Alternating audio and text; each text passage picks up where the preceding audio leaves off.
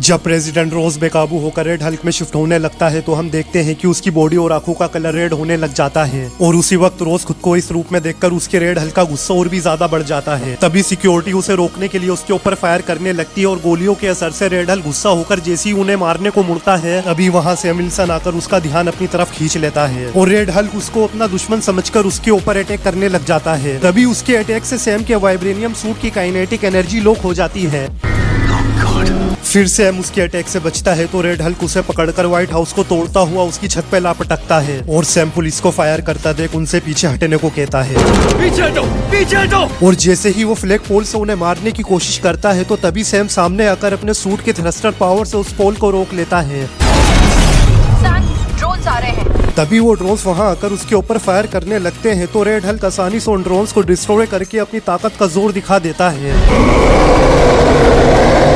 जैसे ही सैम यह मंजर देखता है तो वो उसके ऊपर वाइब्रेनियम स्पाइक शूट करके उसे अपने पीछे लगाकर लोगों से दूर ले जाने लगता है तो रेड हल्क भी अपनी लंबी छलांगों से सैम की स्पीड को पकड़कर उसके ऊपर अटैक कर देता है। उसके अटैक से सैम एक फ्लावर गार्डन में जा गिरता है और तभी सैम रोज से कहता है कि सर उसे हावी मत होने दीजिए, एक बार देखिए आप कहाँ हैं।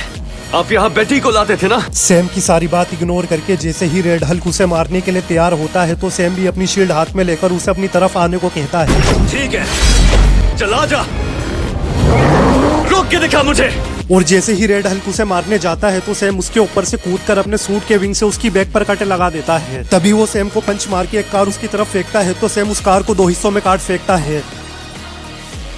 और जैसे ही रेड हल्क उसके वाइब्रेनियम सूट पर एक के बाद एक पंच मारता है तो उन सभी पंचों की पावर्स उसके सूट के अंदर एब्जॉर्ब हो जाती है। और तभी रेड हल्क उसके सूट का विंग उखाड़कर उसका सर पकड़कर कुचलने वाला होता है कि सैम उसके पेट में धसा वाइब्रेनियम स्पाइक पर लात मारकर उससे बच निकलता है। और जैसे ही उसके सूट की काइनेटिक एनर्जी रिलीज होने वाली होती है कि सैम उसे अपनी तरफ आता हुआ देखकर उसके पेट में विंग घुसाता है तो उसके सूट में एब्जॉर्ब एनर्जी एक सोनिक बूम की तरह फट जाती है। फिर सैम रोज के पास जाकर उसकी पुरानी गलतियां याद दिलाकर उसे सुधरने को कहता है तो रोज अपनी गलतियों को सोचकर इंसानी शरीर में आ जाता है।